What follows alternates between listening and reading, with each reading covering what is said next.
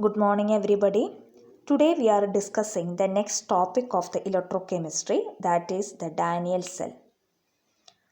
We are already discussed the galvanic cell. The galvanic cell means zinc rod dipped in zinc sulfate solution and copper rod is dipped in copper sulfate solution, and two beakers are connected by an externally by a wire and internally, and the electrical circuit is completed by using a salt bridge. So the similar reaction is occur in the Daniell cell. Here also the zinc rod is dipped in zinc sulfate solution and the copper rod is dipped in copper sulfate solution, but the both solution are exist in the same tumbler, and these two solutions are separated by a porous material. So what is the advantage of this porous material? The porous material can pass the ions can pass through this porous material to the other solution, and these electrodes are connected externally by the wire which is used in the galvanic cell. So the same reaction is occur in the Daniell cell also. Zinc electrode will undergo the oxidation and zinc is converted into Zn2 plus ion and move into the solution, whereas copper ion, the Cu2 plus ion, is accept the two electron from the copper electrode and deposited as copper in this electrode. So these are the chemical reaction which is occur in the Daniell cell, which is very much similar to the galvanic cell. But the difference between the galvanic cell and Daniell cell is that we are using the porous plug here instead of the salt bridge in galvanic cell, and the both the reaction are occur in the same tumbler. That is the difference. And while we are representing the galvanic Daniell cell, instead of the double slash for a cell representation, we are using the dotted line. That is the difference between galvanic cell and Daniell cell representation. Now we are moving into the next topic, that is reversible and irreversible electrode cell. So first one is an ordinary battery. We know that the ordinary battery is an irreversible cell and we cannot reuse it. But the next one is a mobile battery. We know that the mobile battery are the rechargeable one. And what is the difference between these two batteries?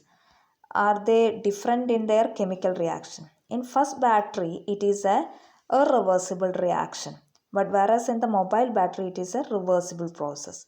We know that the conditions of the reversible process, that means the forward and backward reaction are exist in an equilibrium in a reversible process.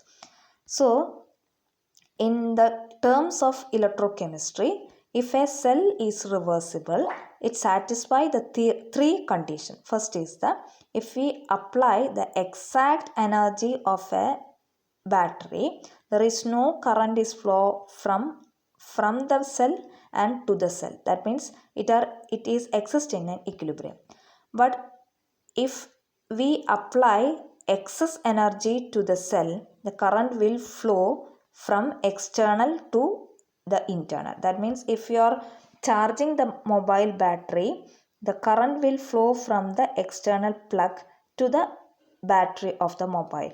So that we call it as charging mode.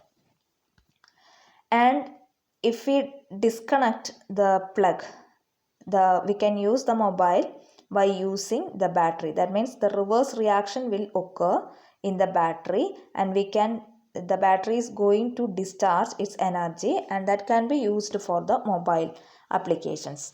So this reaction, both the reaction, that means charging and discharging process are exist in an there is an energy difference between the charging and discharging is very less. Then only we can conduct the chemical reaction in the battery in a equilibrium, or means it is a reversible process.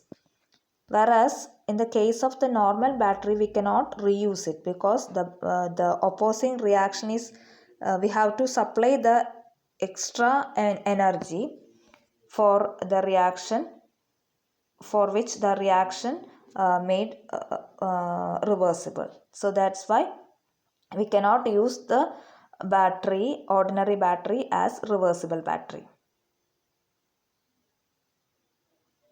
And there are some of the example for the reversible battery. For example, the galvanic cell, in which zinc rod is dipped in zinc sulfate and copper rod is dipped in copper sulfate solution.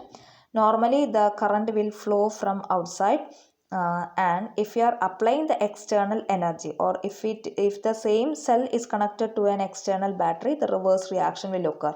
That means zinc is deposited and the copper is dissolved into Cu2 plus ion. So that is the reverse reaction will occur. So the galvanic cell is an example for a reversible cell, and each electrode, for example zinc rod is dipped in zinc sulfate solution, that is, it's a representation of a half cell, and this half cell is a irreversible electrode because the reaction is reversible. And if the reaction is reversible, both the process are exist in an equilibrium, and it can be attained, resumed very easily, and it is resumed. And to have a reversibility at the electrode, all the reactant and product of the electrode of a half cell reaction must be present at the electrode, must be a reversible reaction. Otherwise we cannot make the cell as a reversible cell. Thank you.